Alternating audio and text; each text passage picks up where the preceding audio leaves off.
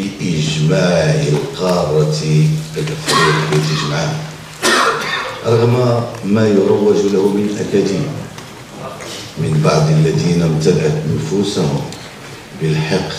والمرض. وهذه مناسبة نتمنى لأولئك الذين ينتمون إلى أسرتكم الكبيرة بالشفاء العاجل، شفاهم الله من مرضهم وجعل ذكاءهم في خدمة الإعلام الرياضي وتطور كرة القدم والرياضة بصفة عامة، وتطور أهدافها وأخلاقها خدمة للمجتمع الدولي. ستعرف بلادنا تنظيم كأس أفريقيا للأمم للإناث للمرة الثانية على التوالي. إذا متابعينا الكرام كما سمعتم، أنا كيعجبني فوزي القجع كيبقى ساكت ساكت ساكت حتى كيرد على إعلام نظام حضارة الجزائر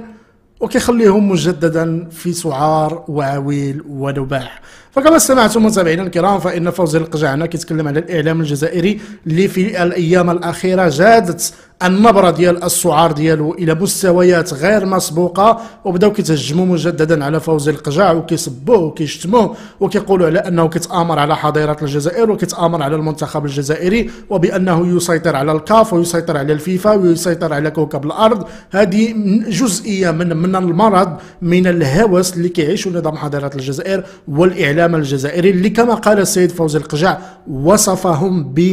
بالمرضى، وصفهم بالمرضى وقال لهم الله يشافيهم، وانا من عندي لا يشافي والديهم، لانهم غادي يبقاو تابعين المغرب وغادي يبقاو في هذا المرض وفي هذا الحقد حتى يدخلوا في الحيط ويمشيو للهاويه، لانه بدل انهم يمشيو يخدموا على ريوسهم ويشوفوا المشاكل اللي عندهم جالسين تابعين المغرب وتابعين القجع وتابعين الكاف، والمغرب دار والقجع فعل وفعل وكيتامر علينا وكيدير لينا وكيفعل لينا. هذا المرض اللي تحدث عليه السيد فوزي القجع وليس فقط فيما يتعلق بالمجال الرياضي فقط، وانما في كل